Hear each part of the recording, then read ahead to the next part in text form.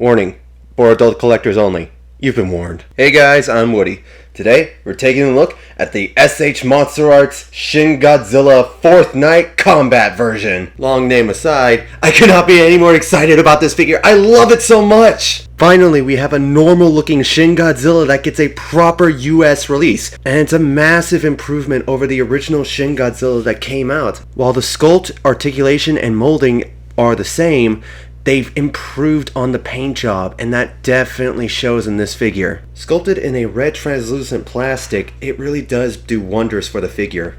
The paint job is very well done over the plastic itself, and whatever red shows through gives it a more natural feel. It almost looks like it could come alive, with the red shining through perfectly like it does in the movie in certain lightings. This thing just looks like the embodiment of suffering, as he should. It's just amazing.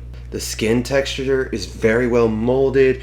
It's nice and bumpy in a lot of areas. You can see skin folding on itself, and the interior muscle that gets exposed, such as on the neck, chest, and arms, just looks so creepy and fleshy. I love it so much.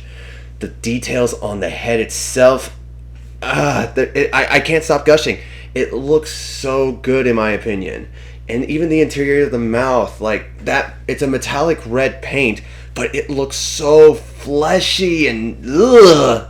I love it. The dorsal spines on this are very well sculpted, nice and jagged. It looks like it hurts, and it actually does hurt, so, don't grab it from there. Between them, the red plastic gives the muscle strands an amazingly bloody look. Honestly, I wasn't expecting this translucent plastic to benefit the figure so much. I was expecting it to be honestly very brittle, but I'm amazed on how sturdy this plastic is and how much it benefits the figure. On my copy, the eyes are very well painted, nice and beady and looking in the same direction, but they just look so lifeless and haunting. Ugh, it's so creepy. The teeth are especially well done, though on mine, especially on the top jaw, it just looks like a mass paint splotch kind of thing, like it was just done in one stroke and then sent out. But it doesn't look too bad. I can easily overlook it. It does not really take away from the figure for me. The nails are very well painted. The shading's nice. Whatever red is on it comes through, which just gives it the illusion of bleeding out. I cannot just stop gushing about it. I seriously think they knocked it out of the park with the paint and detail work on this Godzilla. The tail is massive, but it can actually hold its pose, so you don't have to worry about it falling over. But then you get to the tip with that horrid thing coming out of it. In my opinion, my copy at least could have gone for some more dry brushing. Whatever detail does shine through decently, but it does get lost in the plastic and the dark paint. So I would have preferred a little bit more dry brushing on that. If I had the original one, I would just switch the tail tips out. But I don't, and I'm not paying the aftermarket prices. Screw that noise. For articulation, the whole thing is on a ball joint system, so you're really only limited by what the sculpt can do.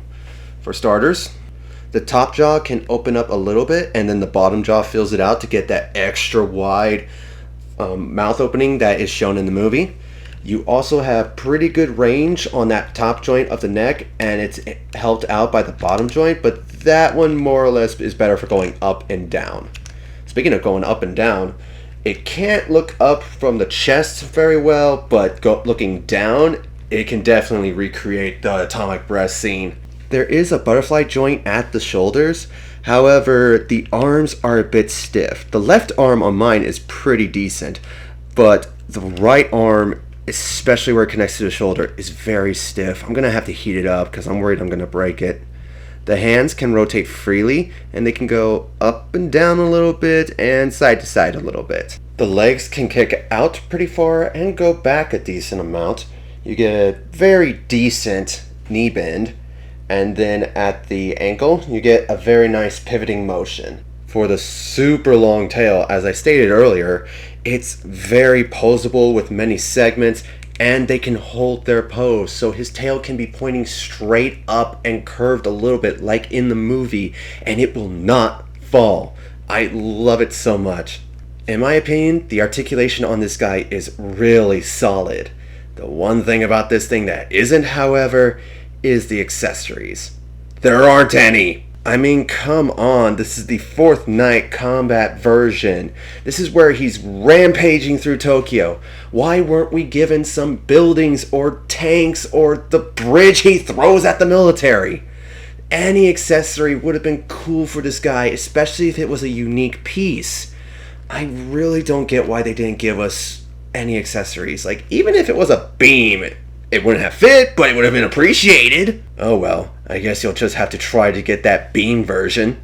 Good luck with that! For size comparison, here he is with Godzilla 1954, 89, 95, 2000, GMK, Kiru Goji, Final Goji, Do Goji, and Win Goji. And finally, Godzilla Ultima. And if you're wondering who's got the longer tail, it's Ultima. By a landslide. I mean, just look at that thing. Lack of accessories aside, I am really satisfied with this figure. I've been wanting a Shin Godzilla in my collection for so long, and I never thought I would get one, especially with those aftermarket prices and the paint splotches that plagued the original figure. But I'm really happy they came out with this one. It is such an improvement over the original. If you're a fan of Godzilla and you like this design, or you love the Shin Godzilla movie, pick this guy up if you don't already have him. You will not be disappointed. And even if you have the original version, pick this guy up anyway. Seriously, this is the best version of a standard looking Shin Godzilla that has ever been put out to market. I highly recommend it.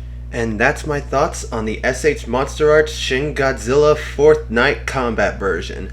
What do you guys think of it? Do you have this version? Do you have one of the previous versions? Let me know what you think down below in the comments section. And while you're there, hit that subscribe button and that bell icon to be notified for future content. You want to see more from me? Follow me on Instagram for my photography, and follow me on Twitter for updates. And I think that's it. This is Woody, signing off.